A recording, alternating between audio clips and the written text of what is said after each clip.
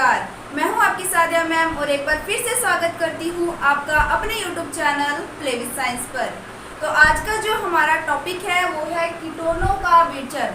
इससे पहले जो टॉपिक था एल्डिहाइड वाला, उसके बारे में हमने प्रॉपर पढ़ लिए थे। जितने भी उसके अंदर इक्वेशंस बन रहे थे, जितने भी रिएक्शंस थी वो सारी कंप्लीट कर ली थी। अब हम कीटोन की बात करने वाले हैं और उससे पहले मैं आप सभी से तहे दिल से माफ़ी मांगना चाहती हूँ और आप सभी को शुक्रिया भी अदा करना चाहती हूँ।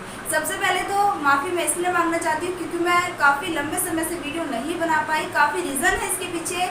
काफ़ी लंबे समय से मैं बीमार भी पड़ गई थी तो वीडियो नहीं बन पाई, कुछ प्रॉब्लम्स आ गई थी तो करके इसके लिए मैं माफ़ी मांगना चाहती हूँ। और शुक्रिया इसलिए क्योंकि आप लोग अभी भी मेरे साथ जुड़े हुए हैं और आज जो हमारी फैमिली है वो 0 से लेकर के 10K तक पहुँच चुकी है। उसके लिए आप लोग का तहे दिल से शुक्रिया। तो स्टार्ट करते हैं आज के टॉपिक को। आज का जो टॉपिक है हमारा वो है कीटोनों का विचरण। अब इस वाले टॉपिक पे हम पढ़ने वाले हैं कि कीटोन का निर्माण किन किन विधियों द्वारा या किन किन रिएक्शन से करवाई जा सकती है। तो सबसे पहले अपने बात करते हैं एसिल हैलाइडों से, या अपने यहाँ पे पर्टिकुलर एसिल क्लोराइड ही ले लेते हैं। तो सबसे पहला जो हमारा पॉइंट रहने वाला है वो है एसिल क्लोराइड से। एसिड क्लोराइड के अंदर अगर अपने बात करते हैं तो सबसे पहले हम यहाँ पर लेंगे ग्रीनियर अभिकर्मक। ग्रीनियर अभिकर्मक सभी पहचानते हो। ग्रीनियर अभिकर्मक को क्या होता है? ग्रीनियर अभिकर्मक का फॉर्मूला RMgX, ये होता है ग्रीनियर अभिकर्मक का फॉर्मूला। अब यहाँ पर मैं 2 ग्रीनियर अभिकर्मक के रिजल्ट्स लूँगी, ठीक है, और इसके बाद इसकी रिएक्शन करवा दूंगी कैडमियम क्लोराइड से। इससे रिएक्शन करवा दूंगी कैडमियम क्लोराइड से। जब इन दोनों के बीच में रिएक्शन करवाते हैं तो होगा क्या, यहाँ पर जो 2 आपके एल्किल ग्रुप है वो कैडमियम के साथ रिएक्शन करके बाहर निकल जाएगा और बाकी सारी चीज़ें आपस में जुड़ जाएंगी। यानी अब जो आपके पास प्रिपेयर होकर निकलने वाला है वो है डाई एल्किल कैडमियम। क्या निकलने वाला है? Dialkyl cadmium. अगर आप इसको ध्यान से देखो तो आपके पास क्या बन गया? एक तो बन गया R2CD डाई एल्किल कैडमियम, और एक क्या बाहर निकल जाता है आपके पास? MgXCl2 ये चीज प्रिपेयर हो जाती है, ठीक है। अब इसके बाद जो नेक्स्ट आपका रहने वाला, अभी तक कीटोन हमारा बना नहीं है, अभी भी कीटोन बनाना रह रहा है। एसिल क्लोराइड के अंदर अभी तक हमने एसिल क्लोराइड को ही यूज नहीं किया। हमारे पास जो डाई एल्किल कैडमियम बना है, इस डाई एल्किल कैडमियम की रिएक्शन हम करवाते हैं एसिल क्लोराइड से। और एसिल क्लोराइड का फॉर्मूला याद होना चाहिए सभी को। एसिल क्लोराइड का फॉर्मूला क्या होता है? RC+OCl। सभी को पता है कि एसिल क्लोराइड है। अब इसकी रिएक्शन हम करवाते हैं किसके साथ? जो हमने डाई एल्किल कैडमियम बनाया है इसके साथ, यानी R2CD के साथ। अच्छा, यहाँ पे भी हमें 2 कंपाउंड लेके चलने हैं, ये बात आपको ध्यान में रखना है, ठीक है। 2 कंपाउंड ही लेके चलना अपने को, ठीक है। अब जब हम इन दोनों के बीच में रिएक्शन करवाते हैं तो होगा क्या, हमें कीटोन की फॉर्मेशन करनी है। देखो, देख के आइडिया लग गया होगा कि कीटोन के लिए हमें बस एक ही चीज़ करना है, इस क्लोरीन को हटा करके इसकी जगह एल्किल ग्रुप को लेके आना है। अगर मैं इस क्लोरीन को हटा देती हूँ और इसकी जगह एल्किल ग्रुप लेके आ जाती हूँ तो मेरी रिएक्शन कुछ इस तरीके से मुझे दिखाई देगी। क्या बन जाएगा मेरे पास? एक तो आगे यहाँ पर 2RC+O, ये तो चाहिए होता हमें कीटोन के लिए, बस एक एल्किल ग्रुप की कमी है। तो यहाँ से जो आपके पास R2 है वो क्या करेगा? Cl की जगह पर आ जाएगा और Cl को बाहर निकाल देगा। क्या बन जाएगा आपके पास? ये दोनों R यहाँ पे आगे ऐड हो जाएंगे और बाहर निकल जाएगा आपका CdCl2। क्या बाहर निकल जाएगा आपके पास? CdCl2। तो ये था, आई थिंक आपको दिखाई नहीं दे रहा होगा, तो मैं यहाँ लिख देती हूँ CdCl2, ओके। तो ये बन गया हमारे पास एसिल क्लोराइड से हमने किसका निर्माण किया है? कीटोन का निर्माण कर लिया है। तो ये तो थी फर्स्ट रिएक्शन जो आपको इजीली समझ आ गई होगी। अब हम बात करते हैं सेकेंड रिएक्शन के बारे में। जो सेकेंड रिएक्शन है इसमें हम यूज़ करते हैं नाइट्राइल का। किसका यूज़ करेंगे? नाइट्राइल का। तो मैं लिख देती हूँ सेकेंड पॉइंट के अंदर नाइट्राइल से। अब देखो, नाइट्राइल से अगर हम बात करते हैं तो नाइट्राइल का फॉर्मूला सभी को पता है, RC+N होता है।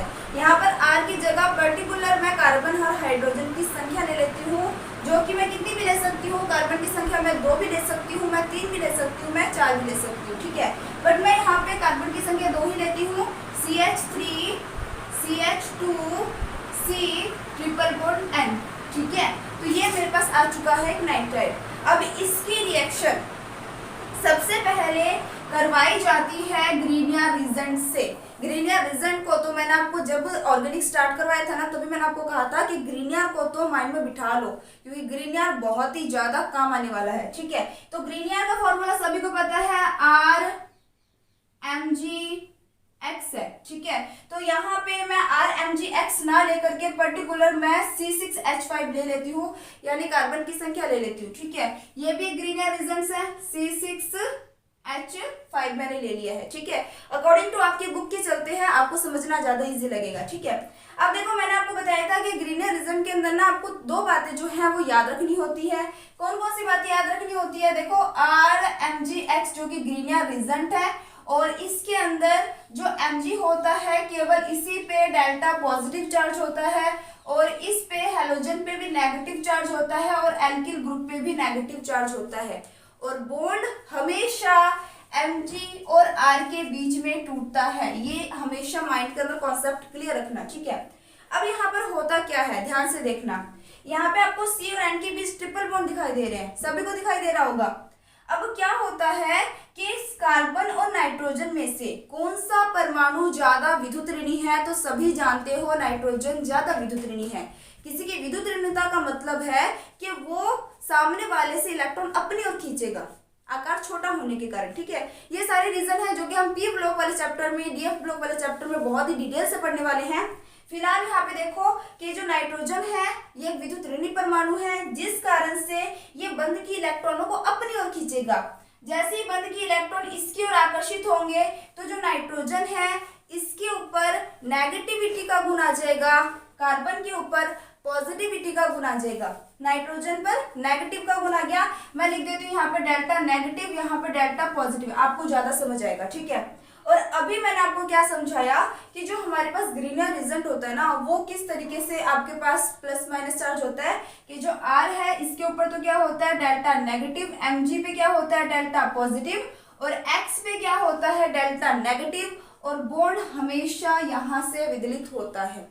तो आपको देख के पता लग गया होगा सॉरी, आपको देख के पता लग गया होगा कि जो पॉजिटिव वाला हिस्सा है वो तो जुड़ेगा नेगेटिव के साथ, और जो नेगेटिव वाला हिस्सा है वो जुड़ेगा पॉजिटिव के साथ। तो यहाँ पर पहली बात तो ये रिएक्शन करवाई जाती है ईथर के उपस्थिति में। किसकी उपस्थिति में करवाई जाती है?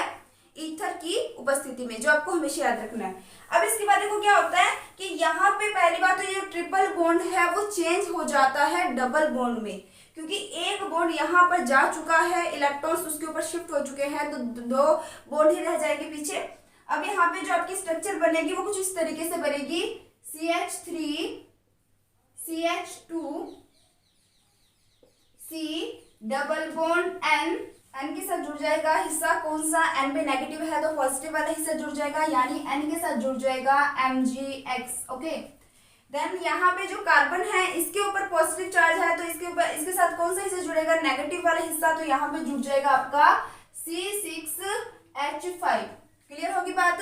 अब देखो जब अपने नाइट्राइल की रिएक्शन ग्रीनियर रिएजेंट से करवाते हैं ईथर के प्रेजेंस में, तो जो हमारे पास यहाँ पे प्रोडक्ट मिला है वो अभी भी कीटोन नहीं है, प्रॉपर कीटोन नहीं बना। तो इसको कीटोन की फॉर्म में चेंज करने के लिए जो सेकंड स्टेप के अंदर हमें करना पड़ता है वो है जल अपघटन, ठीक है। क्या करवाना पड़ता है अपने को? जल अपघटन। मैं रिएक्शन करवा देती हूँ H3O+ के साथ। अब देखो यहाँ पर क्या बनेगा, जब अपने H3O+ यानी अपने वाटर जब इसका जल अपघटन करवाएंगे तो होगा क्या, यहाँ पर जो आपका NMgX है, सुनना दोबारा, जो NMgX है वो जल के अणु के H2 के साथ बाहर निकल जाएगा, और जल के अणु में क्या प्रेजेंट होता है, H2 और O, यानी H2 2 हाइड्रोजन और 1 ऑक्सीजन प्रेजेंट होता है। 2 हाइड्रोजन तो इसके साथ बाहर निकल गया, पीछे क्या बच गया आपके पास, ऑक्सीजन, जो कि यहाँ पे आके जुड़ जाएगा, और क्या बन जाएगा आपके पास, मैं यहाँ पे लिख देती हूँ थोड़ा सा, बन जाएगा CH3 CH2 C double bond O, यहाँ आ जाएगा C6H5, जिसे अपने बोलेंगे प्रोपियोनिफिनॉन। ठीक है, क्योंकि अपने यहाँ पे इस कार्बन को फर्स्ट नंबर, इसको सेकंड, इसको थर्ड नंबर मानेंगे और इसको फेनिल जो कि एक्स्ट्रा ग्रुप के रूप में माना जाएगा। क्लियर होगी बात? तो ये जो आपका टॉपिक था, इसके 2 पॉइंट तो आपको क्लियर हो गए होंगे। जल्दी से आप इसका स्क्रीनशॉट ले लो, फिर इसके बाद हम थर्ड पॉइंट की भी बात करते हैं।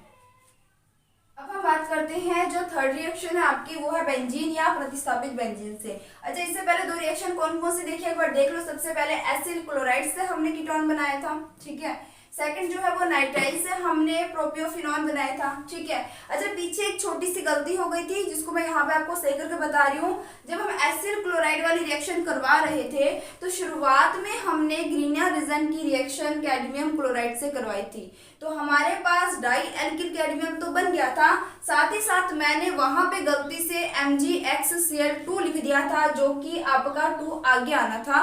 तो वहां पे इस मिस्टेक को थोड़ा सा शायद मैं ध्यान नहीं दे पाई थी, तो इसको यहाँ पे मैंने सही करके लिख दिया है, तो आप ये भी सही कर लेना। ठीक है, तो अब अपने बात करते हैं बेंजीन या प्रतिस्थापी बेंजीन से, जिसे फ्रीडल क्राफ्ट एसिटिलीन अभिक्रिया भी कहा जाता है, जो कि क्या है, एक नेमिंग रिएक्शन। और आपने नेमिंग रिएक्शन के लिए अलग से कॉपी तो लगा ही रखी होगी। ठीक है, चलो देखो यहाँ पर तो यहाँ पर हम सबसे पहले क्या करते हैं, बेंजीन लेते हैं।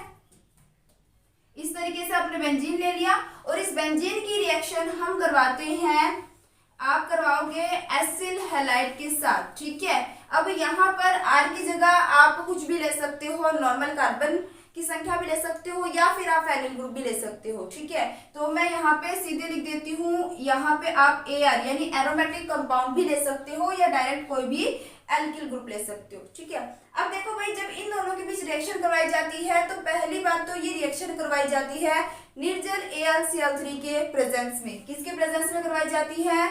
निर्जल AlCl3 के उपस्थिति में यह अभिक्रिया करवाई जाती है। उसके बाद बनने वाला उत्पाद क्या है हमारे पास, देखो यहाँ पे होता क्या है। अब आपको देख के ना थोड़ा थोड़ा आइडिया लग जाना चाहिए कि भाई बना तो हम कीटोन ग्रुप ही रहे हैं, और कीटोन के लिए फॉर्मूला क्या होता है, RCOR माइंड में क्लियर होना चाहिए। अब यहाँ पे आपको RCO तो दिखाई दे रहा है, अब कहीं ना कहीं इस Cl की जगह अगर ये बेंजीन आके जुड़ जाता है तो हमारे पास क्या बन जाएगा, कीटोन ग्रुप बन जाएगा। तो यहाँ पर होगा क्या कि जो ये Cl है वो यहाँ पे उपस्थित हाइड्रोजन के साथ, सभी जानते हो बेंजीन के अंदर प्रत्येक कार्बन के साथ एक एक हाइड्रोजन मौजूद होता है। इस तरीके से यहाँ प्रत्येक कार्बन के साथ एक एक हाइड्रोजन मौजूद है। अब यहाँ पे क्या होगा, ये RCOCl वाला जो कंपाउंड है जब वो इस पे अटैक करेगा तो यहाँ का जो हाइड्रोजन है वो इस एसिल हैलाइड के, एसिल क्लोराइड के क्लोरीन के साथ रिएक्शन करके HCl की फॉर्म में बाहर निकल जाएगा और आपका पीछे RCO वाला जो ग्रुप है वो हाइड्रोजन के स्थान पर आके जुड़ जाएगा। यानी जो आपका कंपाउंड यहाँ बनेगा वो कुछ इस तरीके से बनेगा। ये बन गया मेरे पास बेंजीन रिंग। देन यहाँ का जो हाइड्रोजन है इसकी जगह पर कौन आ जाएगा, C डबल बॉन्ड OR, और प्रत्येक हाइड्रोजन तो अपनी जगह पर उपस्थित है ही। और यहाँ पर एक बात और आपको ध्यान में रखना है कि मैंने यहाँ पे R भी अपने ले सकते हैं, यहाँ पर AR भी ले सकते हैं, तो यहाँ पर R या AR इस तरीके से आप लिख सकते हो, यानी सामान्य एल्किल ग्रुप भी हम ले सकते हैं या एरोमेटिक कंपाउंड भी ले सकते हैं। और बाहर क्या निकल जाएगा, यहाँ से हाइड्रोजन ने बॉन्ड तोड़ा, यहाँ से क्लोरीन का बॉन्ड टूटा, बाहर निकल गया आपका HCl। क्लियर होगी बात? तो ये 3 थी जो आपके बुक में दे रखी थी। कौन कौन सी है रिपीट कर देती हूँ, एसिल क्लोराइड से, दूसरा क्या है नाइट्राइल से, तीसरा क्या है बेंजीन या प्रतिस्थापी बेंजीन से, जिसे अपने फ्रीडल क्राफ्ट एसिटिलीन अभिक्रिया भी कहते हैं। अब इसके बाद हम पढ़ने वाले हैं कीटोन और एल्डिहाइडों के भौतिक गुण। देखो रासायनिक गुण जो होता है ना उसमें तो हम पढ़ते हैं कि भाई कौन कौन सी केमिकल रिएक्शंस देते हैं एल्डिहाइड या कीटोन। आप सभी को पता है ऑर्गेनिक के जितने भी चैप्टर चले हैं उनमें एक क्रम चला है, एक सीरीज चली है, एक सीक्वेंस चला है। कैसा सीक्वेंस चला है? सबसे पहले जो चैप्टर है, जैसे मान लो ये वाला चैप्टर है हमारा, तो ये सबसे पहले एल्डिहाइड कीटोन कार्बोक्सिलिक अम्ल हमारा चैप्टर है, जिसमें शुरुआत में हम बिल्कुल इसकी बेसिक बातें पढ़ते हैं और उसके बाद हम पढ़ते हैं कि भाई एल्डिहाइड का निर्माण किन किन अभिक्रियाओं से कर सकते हैं, कीटोन का निर्माण किन किन अभिक्रियाओं से कर सकते हैं। फिर उसके बाद हम पढ़ेंगे इसके भौतिक गुण, यानी ये कैसे दिखाई देते हैं, इनका क्वथनांक कब उच्च होता है, कब निम्न होता है, ये जल में कैसे विलयशील होते हैं, ये सारा गुण। और उसके बाद लास्ट में हम पढ़ते हैं इसके रासायनिक गुण। उसमें हम पढ़ते हैं कि भाई ये वाले कंपाउंड कौन कौन से केमिकल रिएक्शन देते हैं। पहले हमने इसकी फॉर्मेशन पढ़ी, अब हम पढ़ेंगे भाई इनसे कौन कौन सी केमिकल रिएक्शन हमें मिलती है। तो जल्दी से इसको स्क्रीनशॉट ले लें। अब हम बात करते हैं एल्डिहाइड एवं कीटोनों के भौतिक गुणधर्म की बात। तो भौतिक गुणधर्म में सबसे पहले हम बात करेंगे भौतिक गुण के बारे में, जिसमें हमें ये देखना है कि कौन सा एल्डिहाइड जो है वो ठोस होता है, कौन सा एल्डिहाइड द्रव के रूप में और कौन सा एल्डिहाइड या कीटोन गैस में पाया जाता है। तो सबसे पहले हम बात करते हैं यहाँ पर फार्म एल्डिहाइड की। ठीक है, किसकी बात करेंगे? फार्म एल्डिहाइड की बात करेंगे। तो एल्डिहाइड और कीटोनों में सब में केवल फार्म एल्डिहाइड ही है जो कि गैस फॉर्म में पाया जाता है। इसके अलावा बाकी जितने भी आपके एल्डिहाइड या कीटोन होते हैं, याद रखना आपको 11 तक या आपने बोल सकते हैं निमंतर एल्डिहाइड व कीटोन, निमंतर एल्डिहाइड व कीटोन किस फॉर्म में पाए जाते हैं? तो आपको ध्यान में रखना है वाष्पशील द्रव के फॉर्म में पाए जाते हैं, निमंतर एल्डिहाइड और कीटोन। और अगर अपने बात करते हैं उच्चतर एल्डिहाइड व कीटोन की, तो जो उच्चतर एल्डिहाइड व कीटोन होते हैं, उच्चतर का मतलब है C11 से जितने भी ज्यादा है वो सब कुछ उच्चतर में आएंगे। 10 तक तो क्या आ जाएंगे? निमंतर में आ जाएंगे। और उच्चतर में कौन से आ जाएंगे? 11 से ज्यादा वाले आ जाएंगे। ठीक है, और उच्चतर एल्डिहाइड व कीटोन की बात करते हैं तो ये हमें ठोस के रूप में दिखाई देते हैं। तो ये तीनों बातें आपको याद रखनी है। फार्म एल्डिहाइड गैस की फॉर्म में पाई जाती है, निम्नतम एल्डिहाइड व कीटोन वाष्पशील द्रव के रूप में पाई जाती है, और उच्चतर जो कि कार्बन 11 से आगे वाले जितने भी आते हैं वो सारे के सारे एल्डिहाइड और कीटोन जो है वो ठोस फॉर्म में पाई जाती है। क्लियर बात? अब जो दूसरा पॉइंट आप पढ़ने वाले हो वो है आपका गंध। अब अपने गंध की बात करेंगे, अपने बात करेंगे कि इसकी स्मेल कैसी होती है। तो सबसे पहले अपने बात करते हैं जो निमंतर एल्डिहाइड होते हैं, निमंतर एल्डिहाइड जो होते हैं, निम्नतम एल्डिहाइड अरुचिकर गंध वाले होते हैं। कैसी होती है इनकी स्मेल? बिल्कुल अच्छी नहीं होती, अरुचिकर गंध वाले होते हैं, मतलब ऐसे गंध जो हमें प्रिय ना हो। तो इसके बाद अपने बात करते हैं जो उच्चतर एल्डिहाइड होते हैं, उच्चतर एल्डिहाइड जो होते हैं वो सारे के सारे फलों के समान गंध वाले होते हैं, फ्रूट्स की जैसी इनकी स्मेल होती है, फलों के समान गंध वाले होते हैं। क्लियर होगी बात? और जो नेक्स्ट अपने बात करते हैं तो कीटोनों की स्मेल कैसी होती है? तो जो कीटोन होते हैं चाहे वो निम्नतम हो चाहे वो उच्चतर हो, जितने भी कीटोन होते हैं इनकी स्मेल जो होती है वो बहुत ही प्रिय होती है, या मैं कह सकती हूँ ये रुचिकर गंध वाले होते हैं। इनका गंध कैसा होता है? रुचिकर गंध वाले होते हैं। इनको ज्यादातर परफ्यूम वगैरह बनाने के लिए यूज किया जाता है। ठीक है, याद रखना आपको, कीटोन जो है वो आपके परफ्यूम वगैरह बनाने के लिए यूज किया जाता है। ये हो गए 2 गुण आपके। अब जो तीसरा पॉइंट आता है आपका वो है क्वथनांक। तीसरा पॉइंट जो है वो क्या है? क्वथनांक। अब देखो क्वथनांक की बात करें तो जो आपके एल्डिहाइड जो कीटोन होते हैं इनका क्वथनांक कैसा होता है, कब ज्यादा होता है, कब कम होता है, किस कारण से ज्यादा होता है, वो सब पढ़ेंगे। सबसे पहले आपको अगर पता हो, चाहे हमारा एल्डिहाइड हो, चाहे हमारा कीटोन हो, चाहे हमारा कार्बोक्सिलिक अम्ल हो, सभी में जो चीज कॉमन है वो है कार्बोनिल ग्रुप। कौन सा ग्रुप कॉमन है सभी में? कार्बोनिल ग्रुप कॉमन है। चाहे हम एल्डिहाइड की बात करें, चाहे हम कीटोन की बात करें, चाहे हम कार्बोक्सिलिक अम्ल की बात करें, फिलहाल तो हम 2 चीजें ही पढ़ रहे हैं, वो है एल्डिहाइड और कीटोन। अब देखो एल्डिहाइड और कीटोन की बात करते हैं तो यहाँ पर जो हमारा कार्बोनिल ग्रुप होता है उस कार्बोनिल ग्रुप के ऊपर जो ऑक्सीजन है इसके ऊपर डेल्टा नेगेटिव, कार्बन के ऊपर डेल्टा पॉजिटिव का गुण होता है। इसके ऊपर delta negative, delta positive. Same ऐसे ही इस वाले में डेल्टा नेगेटिव एंड इस वाले में डेल्टा पॉजिटिव का गुण होता है। अब आप कहीं ना कहीं इसको ध्यान से देखो तो ये एक ध्रुवीय यौगिक है, पोलर कंपाउंड है, इसमें एक पॉजिटिव वाला गुण रख रहा है, एक नेगेटिव वाला गुण रख रहा है। अब यहाँ पर दोनों ही द्विध्रुव द्विध्रुव यौगिक है और आप लोगों ने देखा हुआ 11th क्लास में आप लोगों ने पढ़ा हुआ है कि द्विध्रुव द्विध्रुव कंपाउंड्स जो होते हैं इनके बीच में एक अट्रैक्शन शुरू हो जाता है। जो अट्रैक्शन इनमें शुरू होता है उस अट्रैक्शन को द्विध्रुव द्विध्रुव अंतराणुक बल कहा जाता है, अंतराणुक बंध कहा जाता है। ठीक है, या अपने इसका पर्टिकुलर नाम क्या है, द्विध्रुव द्विध्रुव अंतराणुक आकर्षण बल।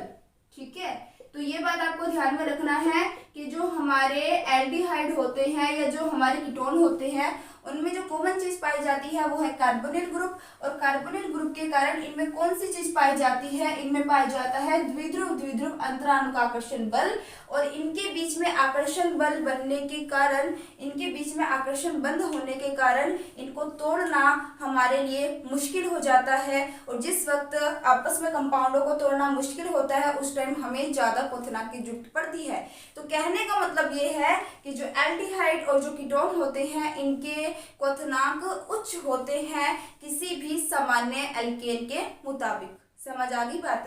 तो ये बात आपको ध्यान में रखना है कि एल्डिहाइड कीटोनों के जो क्वथनांक होते हैं वो उच्च होते हैं। लेकिन यहाँ पे एक चीज और हाईलाइट करके जो आपको मैं बताना चाहती हूँ वो ये है, एक तो मैं सिंपल बात ये लिख दूं, एल्डिहाइड व कीटोनों के क्वथनांक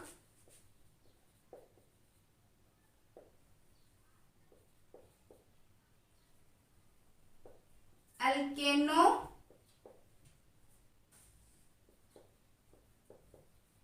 की तुलना में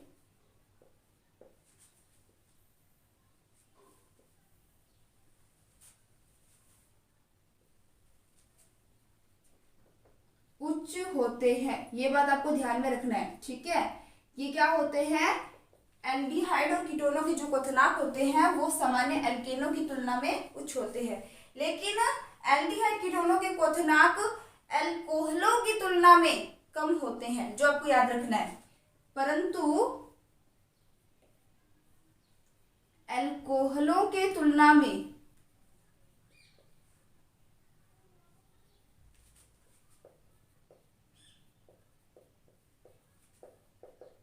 इनके क्वथनांक